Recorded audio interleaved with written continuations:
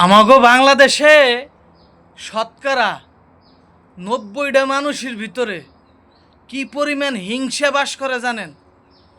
মানে ওই হিংসা যদি আপনি কোনো জমিনে ছাইরে দেন, ওই এয়ারসিড যেরম মানুষের শরীরকে গলায় দেয়, ওই হিংসা ওই মাটিকে জ্বালাই পোড়াই শেষ করে দিবে।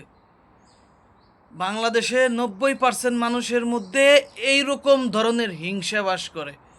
এখন আপনি বলতে পারেন তারা কারা? এটা আপনারাই দেখেন, আপনাদের সমাজেই আছে কি পরিমাণ হিংসা বাস করে তাদের মনের মধ্যে। মানুষের ক্ষতি করতেছে, কারো ভালো দেখতে পারতেছে না, কাউকে ভালো পথে নিচ্ছে না, ইয়াবা ফেন্সিডিল দিয়ে, গাঁজা দিয়ে, মদ দিয়ে সমাজকে ধ্বংস করে দিচ্ছে। যারাই এগুলো বলতেছে যে মাদক নির্মূল করব, অথচ তারাই মাদককে সমাজে বিস্তৃত আকারে ছড়িয়ে দিচ্ছেন, ব্যবসা করতেছেন, লাখ লাখ কোটি কোটি টাকা কামাচ্ছেন। এগুলো কারা? ওই তারাই যাদের মনের মধ্যে পৃথিবীর সবচেয়ে নিকৃষ্ট জঘন্য বিষাক্ত কেমিক্যাল, সেটা হচ্ছে হিংসা বিদ্বেষ। যে হিংসা যার মধ্যে থাকে ওকে ধ্বংসের দিকে নিয়ে যায়, ওকে একেবারে শেষ করে দেয়, ওকে একদম জাহান্নামী বানাইয়া তারপরে এই দুনিয়ার থেকে নিয়ে যায়। সেই হিংসিত্ব বাস করে বাংলাদেশের ৯০% মানুষের মধ্যে।